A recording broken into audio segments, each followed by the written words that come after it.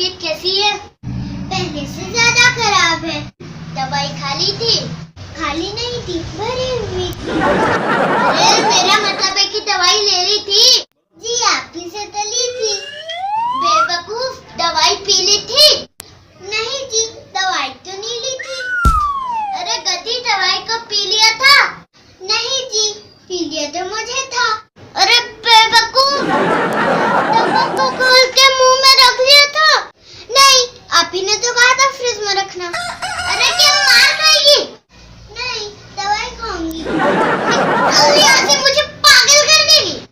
अच्छा जा रही हूँ, फिर कब आऊँ? मरने के बाद। मरने के कितने दिन बाद?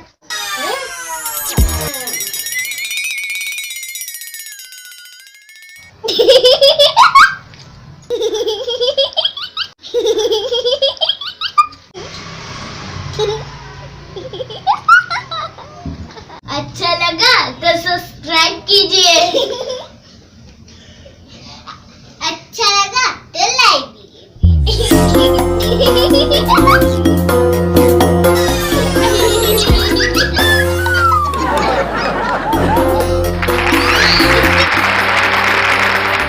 दोस्तों, अगर आप लोगों ने हमारे इस चैनल को अब तक सब्सक्राइब नहीं किया है तो अभी सब्सक्राइब कीजिए और हाँ, नोटिफिकेशन के इस बेल आइकॉन यानी घंटी पे जरूर क्लिक कीजिएगा ताकि देख सके आप हमारे वीडियोस को सबसे पहले। करण खान, हॉलीवुड स्टार।